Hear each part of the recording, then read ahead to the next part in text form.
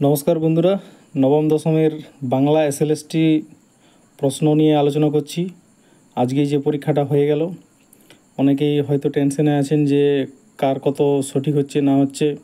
তো আনসারগুলো বলে দিচ্ছি আমি, মিলিয়ে নাও। এক দুটো প্রশ্নর উত্তর নিয়ে যদি তোমাদের মত পার্থক্য থাকে তো আমাকে কমেন্টে জানাবে। তারপর পর্ষদ থেকে ফাইনাল যখন এসএসসি আনসার কি আপলোড করবে, তখন সেক্ষেত্রে ফাইনালটা দেখে নেবে। একটা মোটামুটি তোমাদের অনুমান করতে পারবে যে কত হতে পারে আর কি।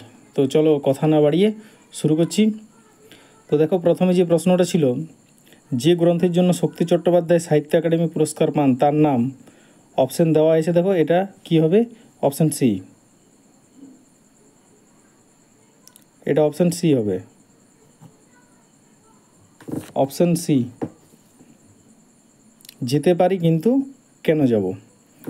দুইয়ে দেখো, বলো মা আমি দাঁড়াই কোথা পদের রচয়িতা। এটা অপশান বি, রামপ্রসাদ সেন।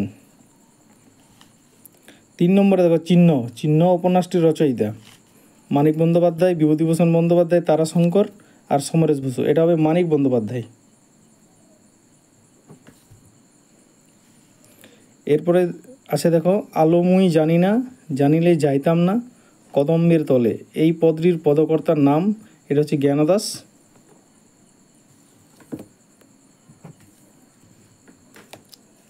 এরপরে দেখো, কালপেচার বৈঠক, এটা হবে বিনয় বসু, বিনয় ঘোষ, সরি। এরপরে দেখো, রবীন্দ্রনাথ থেকে 12টা উদ্ধৃতি দিয়েছিলাম, এটা দাম গল্প থেকে দেওয়া আছে। এটা কার? এটা বার্নার্ড শ। নাম রেখেছি কোমল গান্ধার।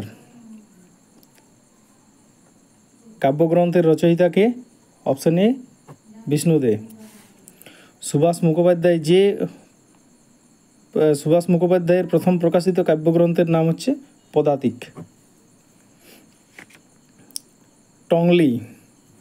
টংলিং এর লেখকের নাম কি? লীলা মজুমদার। আদিতে ফাউন্টেন পেনের নাম কি ছিল? এটা রিজার্ভার পেন। এরপর চলে আসি 11 নম্বর প্রশ্ন। এটা আমি ডি সেট থেকে করছি। তোমাদের প্রশ্নগুলো এলোমেলো থাকতে পারে, আনসারগুলো লিখে নিয়ে তারপর মিলিয়ে নিও, ঠিক আছে? আর কার কত হবে কমেন্টে জানাবে। কৃষ্ণদাস কবিরাজ গোস্বামী রচিত চৈতন্য জীবনী কাব্যের নাম। কৃষ্ণদাস কবিরাজ, চৈতন্য চরিতামৃত। আদিত্যবার শ্রী পঞ্চমী পুণ্য মাঘ মাস এই জন্ম নিয়েছিলেন, এটা হবে কৃত্তিবাস ওঝা। ডাব শব্দটি দেশি শব্দ। উর্বশী এবং পুরোরা কালিদাসের যে নাটকের চরিত্র তার নাম, এটা হবে বিক্রমবর্ষীয়। এরপরে দেখো, শ্রীকৃষ্ণ কীর্তন কাব্যের শেষ খণ্ডের নাম রাধা বিরহ। নবনব সৃষ্টি রচনাটি মূল যে গ্রন্থ থেকে নেওয়া হয়েছে, সেটা অপশান এ, চতুরঙ্গ। ঐনতনের কেতনরে কালবৈশাখীর ঝড়, এটা প্রলয় উল্লাস থেকে নেওয়া হয়েছে। সমরেশ বসুর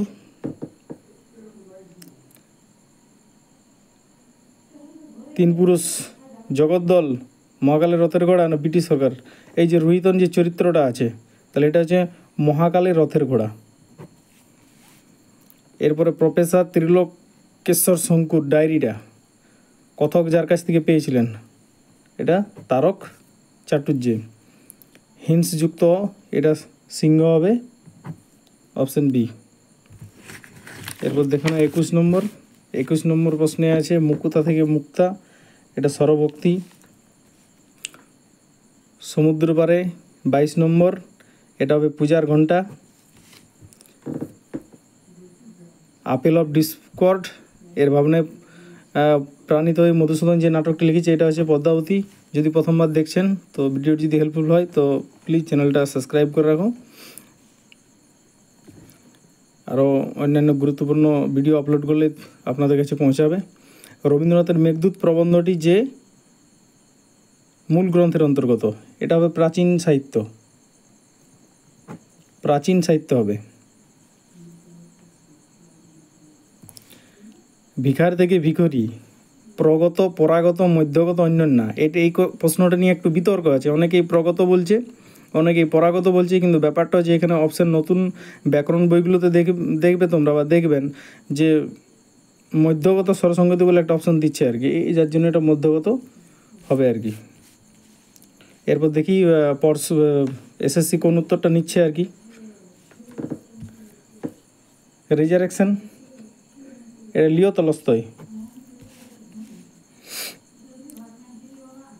বিদ ধাতুর সঙ্গে স্থানচমান প্রত্যেক যুগে, এটা বর্ধমান। আর প্রশ্নর মান কেমন হয়েছে সেটা আমাকে কমেন্টে জানাবে। অনেকে বলছে খুবই সহজ হয়েছে, অনেকে বলছে মাঝারি হয়েছে। তো আমার মনে হয় যে প্রশ্ন এবারে সহজ থেকে মোটামুটি মানে মাঝারি ধরনের হয়েছে, সাধারণ প্রশ্ন হয়েছে আর কি। খুব একটা সহজও বলা যাবে না, কঠিনও বলা যাবে না আর কি। কিন্তু অনেকেই হড়বড় করতে গিয়ে অনেকে অপশান ভুল হয়েছে আর কি। জানা প্রশ্ন অনেকে ভুল করে এসছে। বিজয়গুপ্ত রচিত মনসামঙ্গল কাব্যের নাম? পদ্মপুরাণ।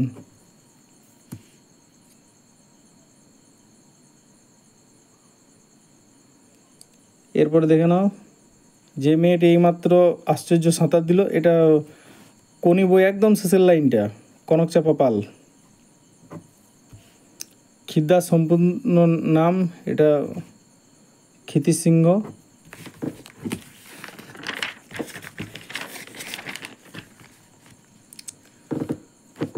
বাক্য নির্মাণের শর্ত সম্পৃক্ত, এটা দরকার নেই। আসারারি খুদি, এটা ইকবাল, অপশান ডি। গিরিশচন্দ্র ঘোষের প্রফুল্ল 1889। কিশোরের পায়ে দলা মুথা ঘাস, এটা লাল লাল বটফলের, এটা লাল লাল হবে। চার মাথা সমার, এটা সমার অর্থে দিগু, এটা সি একটা ঠিক হবে। এরপর দেখে নাও লয়লা। লয়লা চরিত্রটা কোথায় আছে? নূরজাহানে আছে। অভয় কামিনী, প্রণয় প্রসঙ্গ রয়েছে জামাই বাড়িকে।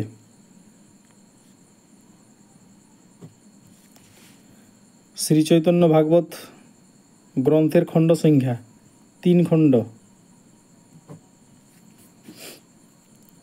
আমার ড্যাশ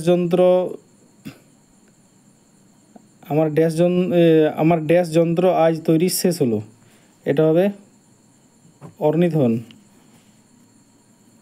ডাকঘর, অপশন সি 12। রক্তকরবী প্রবাসী পত্রিকা হবে। ঘনরাম চক্রবর্তী, এটা 24টি।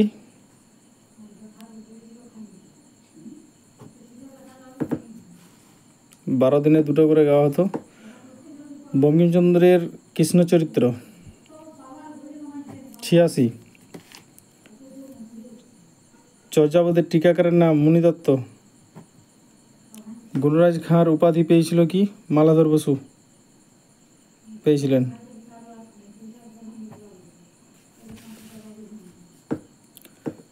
সৈয়দ আলাউল পদ্মাবতী কাব্যটির রচনার ক্ষেত্রে পৃষ্ঠপোষক ছিলেন, এটা মাগন ঠাকুর। আচ্ছা দেখে নেবেন, এটা পর্ষদ কি উত্তর দিচ্ছে, কিন্তু সেটা রাজত্বকালটা রাজত্বকালটা ছিল চন্দ্রসূধর্মার আর কি। তাড়নজাত ধ্বনির একটি নিদর্শন হলো তাড়িত ধ্বনি, এই ঢয়শূন্য। বীরাঙ্গনা কাব্যে 11টা পত্র আছে। বিষবৃক্ষ 1873। কর্ম কর্তৃবাচ্যের উদাহরণ, বৃষ্টি পড়ছে।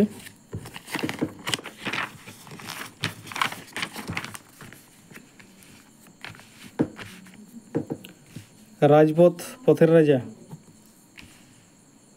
অসুখী একজন, পাবলো নেরুদা। দুগ্ধ, সন্ধি বিচ্ছেদ দিয়ে সন্ধি করলে হবে দুহযুক্ত ত। পরশুরাম রচিত একটি গল্প, এটা হচ্ছে কোচি সংসদ।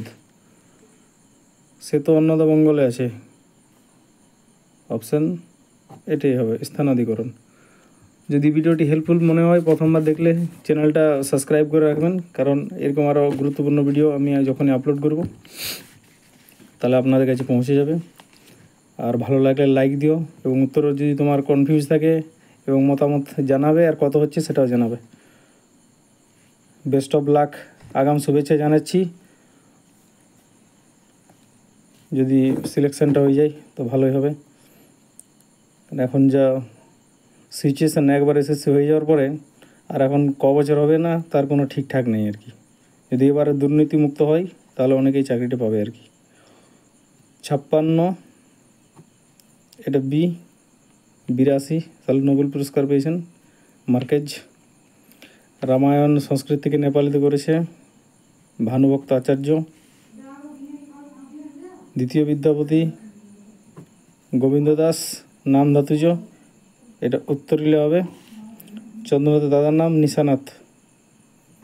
তো এই ছিল আজকের 2025 সালের যে এসএলএসটি হলো বাংলা নবম দশমের, তার উত্তর। সবাইকে শেষ পর্যন্ত দেখার জন্য ধন্যবাদ।